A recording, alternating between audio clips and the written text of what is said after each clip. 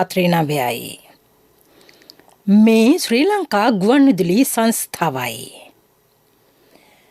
මෙන්න ප්‍රවෘත්ති. සංස්කරණය සම්පත් විලේගොඩ ප්‍රකාශය සුධර්මා කුලතුංග.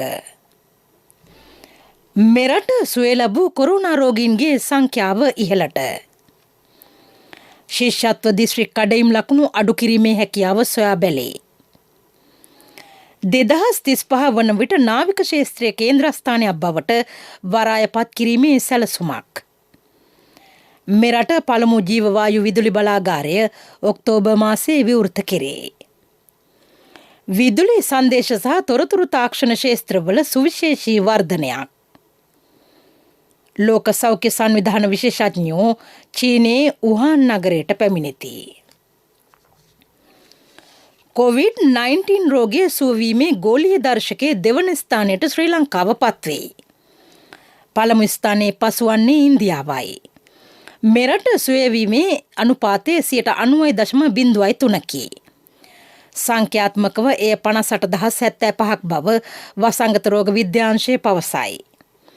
ඉන්දියාවේ කොවිඩ් රෝගය සුවවීමේ අනුපාතය දැක්වෙන්නේ 96.99ක් ලෙසයි. ගෝලීය කොරෝනා රෝගීන්ගේ සුවවීමේ අනුපාතය 72.61කි. ශ්‍රී ලංකාවේ කොවිඩ් රෝගීන්ගේ සුවවීමේ අනුපාතය ඉහළ මට්ටමක පැවතීමට රජය සහ සෞඛ්‍යාංශ කොවිඩ් මර්ධනයට ගෙන යන වැඩපිළිවෙලේ සාර්ථකත්වය ඊට හේතු වී ඇතැයි අන්තර් ජාතික සෞඛ්‍ය විශ්ලේෂකයෝ පෙන්වා දෙති. මෙරට සමස්ත කොරෝනා රෝගීන්ගේ සංඛ්‍යාව 64,505කි. 6,114 දෙනෙක් වෛද්‍ය අධීක්ෂණය යටතේ ප්‍රතිකාර ලබති. මියගිය සංඛ්‍යාව 316කි. මෙරට COVID-19 රෝගීන්ගේ සුවවීම හොඳ මට්ටමක තිබෙන බව රජයේ වෛද්‍ය නිලධාරීන්ගේ සංගමේ සංස්කාරක වෛද්‍ය හරිත අලුත්ගේ මහතා පවසයි. මරණ අනුපාතයද අනෙක් රටවලට සාපේක්ෂව අඩු මට්ටමක පවතින බව ඔහු සඳහන් කළේය. මාසයකට කලින් අපි ගත්තාම රෝගීන් 300ක් 400ක් උපරිම 500ක් වගේ වාර්තා වෙච්ච ස්වභාවය දැන් ඊයේ පෙරේද වෙනකොට දෛනිකව රෝගීන් 800 900 දක්වා වාර්තා වෙන තැනට ගමන් කරලා තියෙනවා. වාර්තා වෙන රෝගීන් අති බහුතරය සුව කළ ගෙදර යවන්න පුළුවන් වෙලා තියෙනවා. ලෝකයේ මේක ප්‍රවණතාවයක් විදිහට ගත්තාම ලෝකේ පුරා 72ක් විතර තමයි සුවය ලැබලා ගෙදර ගිහිල්ලා තියෙන්නේ. ඒත් අපි ඊට වඩා ඉදිරියෙන් සුවය ලැබලා ගෙදර යවන්න පුළුවන් ප්‍රමාණය දවස ගානේ වැඩි කරගනිමින් තමයි ගමන් කරන්නේ. ඒ වගේම මරණ අනුපාතය 0.5 මට්ටමේ අපි දිගටම පවත්වලා ලෝකයේ ගොඩක්ම රටවල් 2-3 අතර මරණ අනුපාතයට ගිහිල්ලා තියෙනවා. හරි ක්‍රියාමාර්ග වලට ගියොත් එහෙම සමස්තයක් වන රටේ ප්‍රදේශ බේර ගන්න අපිට හැකියාව තියෙනවා. ශිෂ්‍යත්ව දිස්ත්‍රික් කඩයිම් ලකුණු අඩු කිරීමට ඇති ප්‍රායෝගික හැකියාව සම්බන්ධයෙන් ඉදිරියේදී සලකා බලන බව අධ්‍යාපන අමාත්‍යාංශය පවසයි. කඩයිම් ලකුණු අඩු කර දරුවන්ට යම් සහනයක් සලසන ලෙස දෙමාපියන් කළ ඉල්ලීම් අනුව අධ්‍යාපන අමාත්‍යාංශය ඒ පිළිබඳව අවධානය යොමු කර තිබේ. මෙවර ශිෂ්‍යත්ව සමතුන්ගේ දිස්ත්‍රික් කඩයිම් ලකුණු ඉකුත් 15 වනදා නිකුත් කෙරුණි. එම කඩයිම් ලකුණු ඉහළ යාමෙන් දරුවන්ට අසාධාරණයක් වී ඇති බවට දෙමාපියන් ජනාධිපති ලේකම් කාර්යාලයට කරුණු දක්වා තිබුණි. ලකුණු අඩු කිරීමෙන් වැඩිවන සිසුන් සංඛ්‍යාව සඳහා පවතින පන්ති ගණන වැඩි කිරීමට සිදුවිය හැකිය. භෞතික සහ මානව සම්පත් ඇතුළු ප්‍රායෝගික අභියෝග හමුවේ මෙය සංකීර්ණ කටයුත්තක් බව අධ්‍යාපන අමාත්‍යාංශය පවසයි. 2035 වන විට නාවික ශේත්‍රයේ කේන්ද්‍රස්ථානයක් බවට වරායපත් කිරීම අරමුණ බව අමාත්‍ය රෝහිත අබේගුණවර්ධන මහතා පවසයි. ජාතික සැලැස්මක් යටතේ වරාය අධිකාරිය සංවර්ධනය කෙරේ. වැඩිදුරටත් අදහස් දැක් වූ අමාත්‍යවරයා බොහොම පැහැදිලිව අද දවසේදී මේ ඉදිරිපත් කරන කැබිනට් පත්‍රිකාව තුළ නැගෙනහිර පර්යාන්තය 100%ක්ම වරාය අධිකාරිය යටතේ කාර්යක්ෂම ක්‍රියාත්මක කරන්න අවශ්‍ය කරන වැඩපිළිවෙල ක්‍රියාත්මක කරන්නත් ඒ වගේම විශේෂයෙන් වරාය අධිකාරිය තුළ ජාතික සැලැස්ම අපිට ඉදිරියේදී බටහිර පර්යාන්තය 1 බටහිර පර්යාන්තය 2 ඒ වගේම අනිත් පැත්තෙන් උතුරු පර්යාන්තය 1 2 3 කියන තව පර්යාන්ත කීපයකට අපි 2035 විතර වෙනකොට මේ රට නාවික කේන්ද්‍රස්ථානයක් බවට පත් කරන්න නම් අපිට සිද්ධ වෙනවා මේ සියලු දේවලුත් වැඩ ආරම්භ කරන්න. මෙරට පළමු ජීවවායු විදුලි බලාගාරය ලබන ඔක්තෝබර් මාසයේදී ජාතික පද්ධතියට එක් කෙරේ. ඉන් මෙගාවොට් 400ක විදුලි ධාරිතාවයක් නිෂ්පාදනය කිරීමට නියමිතයි.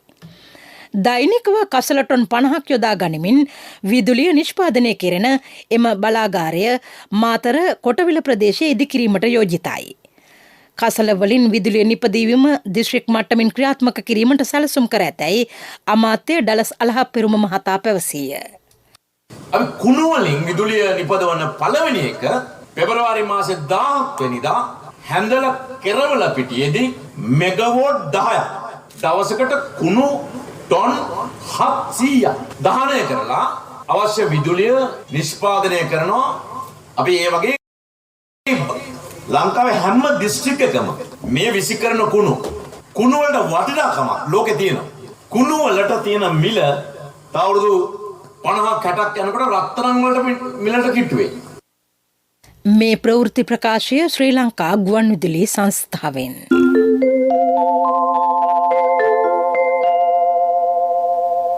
වාරි සෞභාග්‍ය වැඩසටහන සමස්ත ජල කළමනාකරණය සඳහා වන විධිමත් වැඩපිළිවෙලක් බව වාරිමාර්ග අමාත්‍යාංශයේ ලේකම් අනුර දිසානායක මහතා කියා සිටී. එමගින් පානීය ජල ගැටලුවටද විසඳුම් ලබා දීමට අපේක්ෂිතයි. උතුරු ඇල ව්‍යාපෘතියෙන් වවුනියා දිස්ත්‍රික්කයේ උග්‍ර ජල හිඟයටද විසඳුම් ලැබේ. වැව් රක්ෂිත විධිමත්ව මායිම් කර වෙන් කරන බවද ලේකම්වරයා කීවේය. වියලි කලාපේ දැඩි උග්‍ර ජල හිඟයක් වගේම අපි දන්නවා මේ වකුගඩු රෝගය වැනි ප්‍රමාණවත් භූගත ජලයේ නොමැති වෙන සැතුවිත තත්වයන්ට පිළියම් වශයෙන් මේ ව්‍යාපෘතිය හරහා ලැබෙන ප්‍රතිලාභ හුදෙක් ජාතිකාර නිෂ්පාදන වැඩසටහනට එහාගේ වැඩසටහන ප්‍රතිලාභ ලැබෙනවා. ඒ අනුව මේ ව්‍යාපෘතිය හරහා අපි දන්නවා උතුරු මැද පළාතේ තියෙන ප්‍රධාන වැව් සියල්ල වගේම පෝෂිත වෙනවා. ඊපස්සේ යකල්ලේ සිට අපි උතුරුබලා ඉදිවෙන ඇල ඔස්සේ ඉරණමඩු දක්වා යවෙනවා. එතකොට වවුනියාව දිස්ත්‍රික්කයේ මේ ප්‍රදේශවල උග්‍ර ජල හිඟය මේ ජලය ක්‍රැස් කර බෙදා හැරීම කාලීන අවශ්‍යතාවයක් වාරි සෞභාග්‍ය වැඩසටහන සමස්ත ජල කළමනාකරණයට සඳහා වූ විධිමත් වැඩපිළිවෙලක් වශයෙන් අපි හඳුන්වා දෙන්න ඕනේ. මේ ප්‍රතිලාභ ශාම ශේෂ්ත්‍රයකම ලැබෙනවා. දිවයිනේ සියලු පාසල්වල ගුවන් සමාජ පිහිටුවීමට පියවර ගැනේ. ගුවන් තාක්ෂණය පාසල් දරුවන් අතර ප්‍රචලිත කිරීම මෙහි අරමුණයි. අධ්‍යාපන අමාත්‍යාංශය හා ඒකාබද්ධව වැඩපිළිවෙල ක්‍රියාවට නැන්වේ. ඉදිරියේදී මෙය පාසල් විෂය ධාරාවට ඇතුළත් කිරීමට අවශ්‍ය කටයුතු කරන බව අමාත්‍ය ප්‍රසන්න රණතුංග මහතා කියා සිටී. ගුවන් තාක්ෂණය ලෝකයේ ඉහළ පිළිගැනීමක් සහිත විෂයකි. එහෙත් ඒ සම්බන්ධයෙන් ශ්‍රී ලංකාවේ වැඩි අවධානයක් යොමු වී නොමැත. එම තත්ත්වයේද සැලකිල්ලටගෙන නව වැඩපිළිවෙල සකස් කරන්නයි අමාත්‍යවරයා සිවිල් ගුවන් සේවා අධිකාරියේ අධ්‍යක්ෂ ජෙනරාල්වරයාට උපදෙස් ලබා දී තිබේ. සෞඛ්‍ය සම්පන්න ජනතාවක් බිහි කිරීමත් පාපැදිය ප්‍රචලිත කිරීමත් අරමුණ කර ගනිමින් ක්‍රීඩා අමාත්‍යාංශයේ නව වැඩසටහනක් ආරම්භ කර තිබේ. එය නම් කර ඇත්තේ සයික්ලින් සන්ඩේ යනුවෙනි.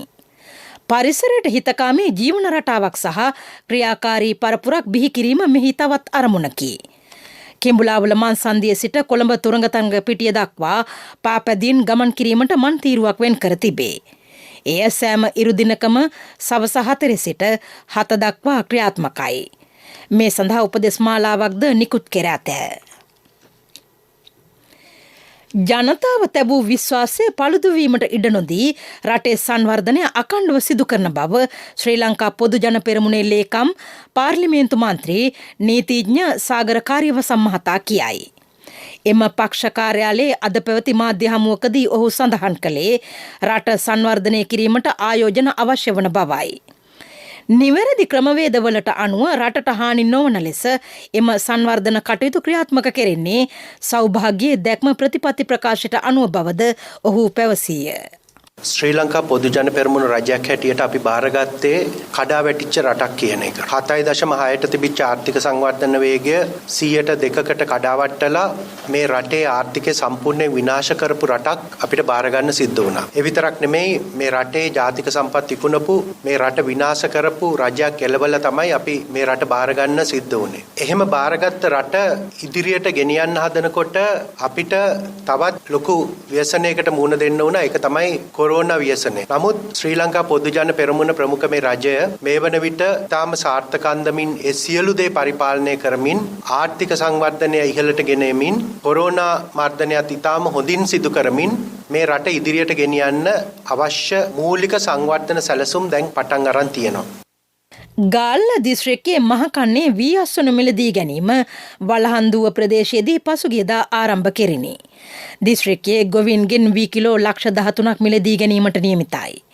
වැඩසටහන ක්‍රියාත්මක කරන්නේ දිස්ත්‍රික් ගොවිජන සංවර්ධන දෙපාර්තමේන්තුව සහ වී අලෙවි මණ්ඩලයේ එක්වයි. හාලියල ප්‍රදේශයේ තරුණ තරුණියන් 50 දෙනෙකුට අභ්‍යාසලාභී උපාධිධාරී පත්වීම් ප්‍රදානය පසුගියදා සිදු කෙරිණි. උපාධිධාරීන්ට රැකියා ලබා දීමේ රජයේ වැඩසටහනේ දෙවන අධීර යටතේ පත්වීම් පිරිනැමිණි. හාලියල ප්‍රාදේශීය ලේකම් කාර්යාලයට ඔවුන් අනුයුක්ත කර ඇත. ශ්‍රී ලංකා ගුවන්විදුලි සංස්ථාව දිවයින පුරා වෙහෙර විහාරස්ථානවල සංවිධානය කරන රතන සූත්‍රයේ සජ්ජායනා කිරීමේ වැඩසටහනේ 99 වැන්න කළුතර බෝධීන් වහන්සේ අභියසදී හෙට පැවැත්වෙයි. පස්වරු 6:30 සිට වෙළඳ සිටි FM සහ සියලු ප්‍රාදේශීය සේවා ඔස්සේ රතන සූත්‍ර සජ්ජායනාව සජීවීව ප්‍රචාරය කෙරේ. ප්‍රමුඛතම පුවත ඔබ වෙත ගෙනෙන්නේ සිද්ධාලේප ලක්වියාව. විදුලි සංදේශ සහ තොරතුරු තාක්ෂණික ක්ෂේත්‍රයේ සුවිශේෂී වර්ධනයක් ඇතැයි මුදල් අමාත්‍යාංශය පවසයි. විදුලි සංදේශ සහ තොරතුරු තාක්ෂණික ක්ෂේත්‍රයේ සුවිශේෂී වර්ධනයක් ඇතැයි මුදල් අමාත්‍යාංශය පවසයි. විදුලි සංදේශ සේවාවල 16.5ක වර්ධනයත් සමග පසුගිය වසරේ තෙවැනි කාර්තුවේ සේවා අංශයේ පෙර වසරේ එම කාර්තුවට සාපේක්ෂව අත්කරගෙන ඇති වර්ධනය 2.1කි. එහි සමස්ත ආදායම සටහන් වන්නේ රුපියල් බිලියන 48ක් ලෙසයි. එම කාර්තුවේ තාක්ෂණික සේවාවල 13.5ක වර්ධනයක් අත්කරගෙන ඇත. කොවිඩ් වසංගතය හමුවේ පාසල් දරුවන් නිවසේ සිට අධ්‍යාපන කටයුතුවල නිරත වීම සහ රාජ්‍ය හා පෞද්ගලිකාංශයේ සේවකයින් මාර්ගගත ක්‍රමවේද මගින් රාජකාරී කටයුතු සිදු කිරීම මීට හේතුව වී තිබේ. මෙම තොරතුරු අනාවරණය වූයේ ඉකුත් වසරේ 3 වෙනි කාර්තුව සඳහා ජන හා සංඛ්‍යා ලේඛන දෙපාර්තමේන්තුව නිකුත් කර ඇති ජාතික ගිණුම් ඇස්තමේන්තුව මගිනි. ප්‍රමුඛතම පුවත ඔබ වෙත ගෙන ආවේ සිද්ධාලේප ලක්වියාව. සත්‍යයේ හඬ අවධානය පිණිසයි. වැලිවිටිය දිවිතුර ප්‍රදේශයේ මාර්ග සංවර්ධන කටයුතු හිටි හැටියේ නවතා දැමීම හේතුවෙන් වාහන හිමියන් සහ මගින් දැඩි අපහසුතාවයට පත්ව ඇතැයි පිටිගල අපවාර්තාකරු පවසයි. ග්‍රාමීය මාර්ග සංවර්ධනය කිරීමේ වැඩසටහන යටතේ මේවා ක්‍රියාත්මකයි. එම මාර්ගවල සංවර්ධනය කිරීම කඩිනම් කරන ලෙස ජනතාව මාර්ග සංවර්ධන අධිකාරීන් ඉල්ලා සිටිති. මාර්ග සංවර්ධන අධිකාරියේ සභාපතිතුමනි මේ ඔබේ අවධානයටයි. ලෝක ප්‍රවෘත්ති අනුග්‍රහය පීපල්ස් ලීසින් ලීසින් විප්ලවයට ඔබත් එක්වන්න. කිසිදින නොලැබෙන අසම සම ලීසින් වාරික සමගින් අවම පොලියකට විස්තර දැනගන්න ළඟම පීපල්ස් ලීසින් ශාඛාවකට පිවිසෙන්න. නැත්නම් කතා කරන්න 0112 206 300. People's leasing විශ්වාසයේ ප්‍රමුඛයා. මියන්මාරයේ පාලන බලය ලබාගත් එරට හමුදාව වසරක හදිසි තත්ත්වයක් ප්‍රකාශයට පත් කර තිබේ. එරට හමුදාපතිවරයා හමුදා රූපවාහිනිය ඔස්සේ මේ බව නිවේදනය කර ඇතැයි විදේශ මාධ්‍ය පවසයි. රටපුරා නගරවල හමුදා මුර සංචාර යොදවා ඇති අතර සංනිවේදන පහසුකම් සීමා කර ඇත. මේ අතර අවුන් සාන් සුකී මහත්මිය සිය ආධාරකරුවන්ගෙන් ඉල්ලා ඇත්තේ කුමන්ත්‍රණයට විරෝධය පළ කරන ලෙසයි. ලෝක සෞඛ්‍ය සංවිධානයේ විශේෂඥ කණ්ඩායමක් චීනයේ උහාන් නගරයට අද පැමිණ ඇත. කොරෝනා වසංගතයේ මූලාශ්‍ර සොයා බැලීම ඔවුන්ගේ අරමුණයි. දින 14ක නිරෝධායන කාලයකින් පසු එම කණ්ඩායම එරට රෝග පාලනය හා වැළැක්වීම සඳහා වූ මධ්‍යස්ථානයේ සිටමින් සාකච්ඡා කර ඇතැයි විදේශ මාධ්‍ය කියයි. වෛරසය මුලින් හඳුනාගත් වෙළඳපළ රෝහල් සහ ස්ථාන පිළිබඳව ඉදිරියේදී අධ්‍යයනය කිරීම ඔවුන්ගේ අපේක්ෂාව වී තිබේ. මේ අතර ලෝක සෞඛ්‍ය සංවිධානය පෙන්වා දෙන්නේ බ්‍රිතාන්‍යයේ නව කොරෝනා ප්‍රභේදය රටවල් 70කට අධික සංඛ්‍යාවක ව්‍යාප්තව ඇති බවයි. ඇමරිකාවේ කොවැක්ස් කොරෝනා මර්ධන එන්නත බ්‍රිතාන්‍යයේ සහ දකුණු අප්‍රිකාවේ නව කොරෝනා ප්‍රභේද මර්ධනය කිරීමට සමත්ව ඇතැයි වාර්තා වෙයි. එහි සාර්ථකත්වය දැක්වෙන්නේ 89%ත් 90ත් අතර මට්ටමකයි. බ්‍රිතාන්‍යය එම එන්නත් මිලියන 60ක් ඇනවුම් කිරීමටද පියවරගෙන තිබේ. People's Leasing ලීසින් විප්ලවයට ඔබත් එක්වන්න. කිසිදින නොලැබෙන අසමසම ලීසින් වාරික සමගින් අවම පොලියකට. විස්තර දැනගන්න ළඟම People's Leasing ශාඛාවකට පිවිසෙන්න. නැත්නම් කතා කරන්න 0112 206 300. People's Leasing විශ්වාසයේ ප්‍රමුඛයා. පිරසර සංවර්ධනයක පුවත් සම්පින්ඩනය සංවර්ධන පුවත්.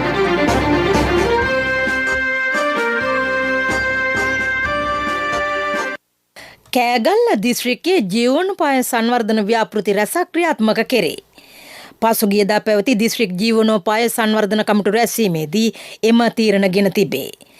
වනජීවී සහ වන සංරක්ෂණ, කෘෂිකර්ම, පොහොර නිෂ්පාදනය සහ සැපයීම, පසු සම්පත්, සංචාරක, සමෘද්ධි, ඉඩම් කළමනාකරණය සහ ප්‍රවාහන ආශ්‍රිතව එම සංවර්ධන වැඩසටහන් ක්‍රියාත්මක කිරීමට එහිදී අවධානය යොමු කෙරිණි. අදාළ අමාත්‍යාංශවල විෂය පට්ටය යටතේ දිස්ත්‍රික්කයේ ජීවනෝපාය සංවර්ධනය වෙනුවෙන් මෙම වැඩසටහන් ක්‍රියාත්මකයි. ග්‍රාමීය ආර්ථිකය නගා සිටුවීමේ ජාතික වැඩසටහනට සමගාමීව මෙය සිදු කෙරේ. ක්‍රීඩා පුවත්.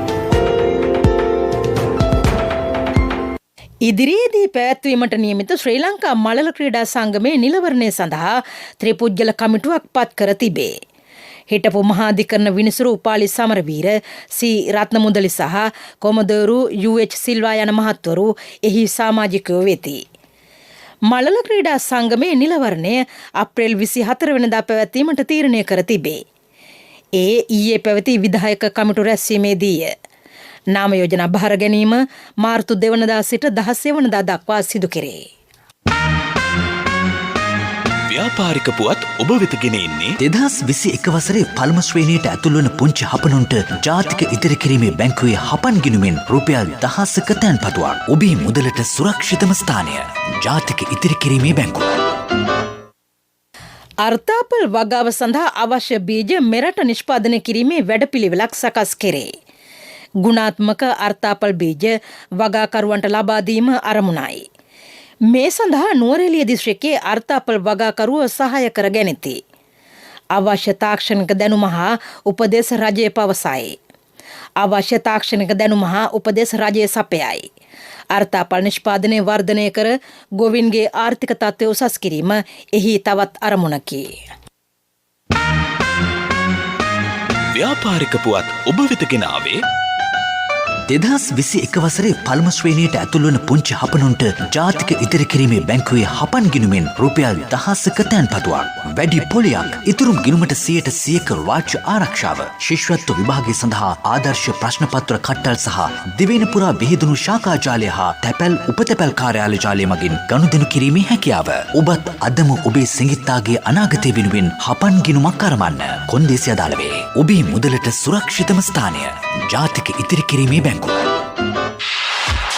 ආර්ථික පුවත් ආවරණය බිස්නස් ඩීල්ස් දැන් හරි ලේසි. පටස් ගන්නකොට වැඩේ කෙරෙයි. ඕන වෙලාවක හැමෝම සෙට්. ඉහළම වට්ටම් real time. LOLC real time. LOLC finance real time app එක දැන් LOLC ඉතුරුම් ගිණුමෙන්. ඔබේ ඉතුරුමට ආකර්ශනීය පොලියක්. මුදල් හුවමාරුවට ගාස්තු නැත. ඉතුරුව වැඩියෙන් රියල් ටයිම්. රුපියල් කෝටි 4000ක් වටිනා භාණ්ඩාගාර බිල්පත් නිකුත් කරන බව ශ්‍රී ලංකා මහ බැංකුව කියයි. ඊට අදාළ වෙන්දේසිය හෙට පැවැත්වේ. භාණ්ඩාගාර බිල්පත් නිකුත් කෙරෙන්නේ දින 91කින්, දින 182කින් සහ දින 364න් කල්පිරෙන ලෙසයි.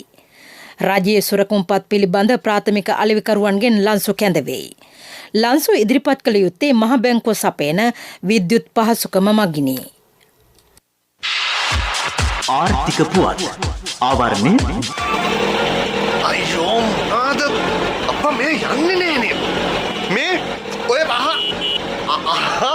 වසන්තයි යන්නේ ඇයි මල්ලි මොකද හදිස්සිය නෑ අයියේ ඉතින් සල්ලි තමයි හදිස්සිය ඇත්තද හැබැයි සල්ලි හදිස්සි වුණාට මල්ලි හදිස්සි වෙන්න එපා ඕනම LOLC ෆයිනෑන්ස් ශාඛාවක 3 wheeler එකේ පොත තියලා එවලේම සල්ලි ගන්න LOLC ෆයිනෑන්ස් වීල් පොතට කෑෂ් වීල් පොතට ඉවිලෙම කෑෂ් අතට.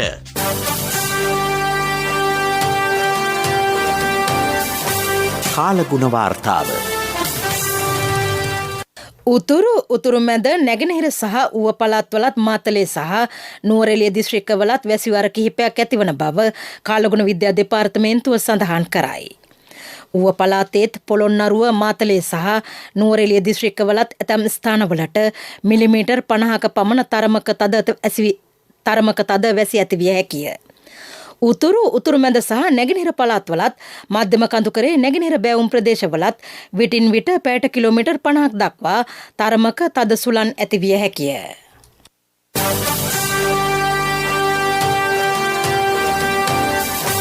කාලගුණ වාර්තාව